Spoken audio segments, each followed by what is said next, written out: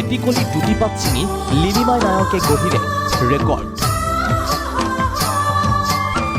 20 মিনিটত ছিঙিলে 7 কেজি 440 গ্ৰাম কেঁচা চাহপাত।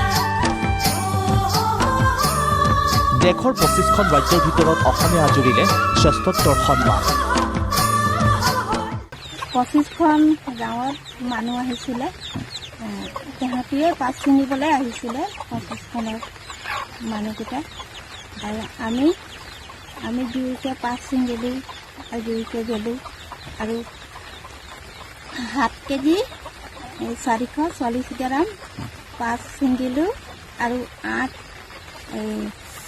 208 জোপা গাছ গলোঁ। অসমৰ মহিলা চাহ শ্ৰমিকৰ বাবে এতিয়া আদৰ্শ হৈ পৰিছে কাকজান চাহ বাগিচাৰ লিলিমাই নায়ক। এফালে সংসাৰৰ দায়িত্ব, আনফালে চাহ বাগিচাৰ এগৰাকী সক্ৰিয় ৰণুৱা। এইগৰাকী কাকজান চাহ বাগিচাৰ লিলিমাই নায়কৰ চাহপাত তোলাৰ গতি দেখিলে আপুনিও হ'ব আচৰিত। চাওক কিমান দ্ৰুতগতিত লিলিমাই নায়কে তুলিব পাৰে এটিকলি দুটিপাত। চাহ বাগিচাৰ মহিলা শ্ৰমিকক উৎসাহিত কৰাৰ বাবে যোৰহাটৰ কাকজান চাহ বাগিচাৰ ৰাজৈ সংমণ্ডলত টাটা এণ্টাৰপ্ৰাইজে আয়োজন কৰিছিল ব্যতিক্ৰমী প্ৰতিযোগিতা।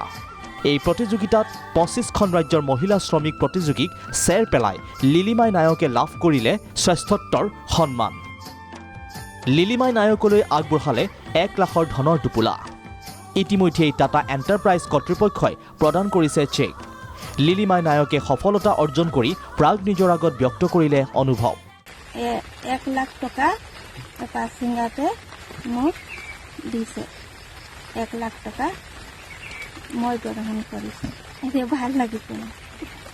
ভাল লাগিছে যে ৰাজ্যতে বা কাকজানতে আমি এই নামটো ৰাখিলোঁ, 1 নম্বৰ হৈ মই, এইটোৱে ভাল লাগিছে। এইগৰাকী চাহ বাগিচাৰ ৰণুৱাই মান ৰখাত উৎফুল্লিত বাগিচাখনৰ আন শ্ৰমিকসকলো। আমাৰ এই ৰাজৈ বাগানতে পাত ছিঙা প্ৰতিযোগিতা পাতিছিলে, গতিকে প্ৰতিযোগিতাত আমাৰ ৰাজৈ ডিভিজনৰ সেই আইগৰাকীয়ে পাত ছিঙি প্ৰতিযোগিতাত 1 নম্বৰ প্ৰাইজ লৈছে আৰু 1 নম্বৰ প্ৰাইজটো হৈছে 1 লাখ টকা। গতিকে তেওঁ আজি সেই প্ৰাইজটো লৈ ৰাজ্যৰ ৰাজৈ বাগানৰ আমাৰ কাকজান বাগানৰ গৌৰৱ এটা কঢ়িয়াই আনিছে। গতিকে আমাক বহুত ভাল লাগিছে। টিয়কৰ পৰা অমৃত দত্ত ৰিপৰ্ট, প্ৰাগ নিউজ।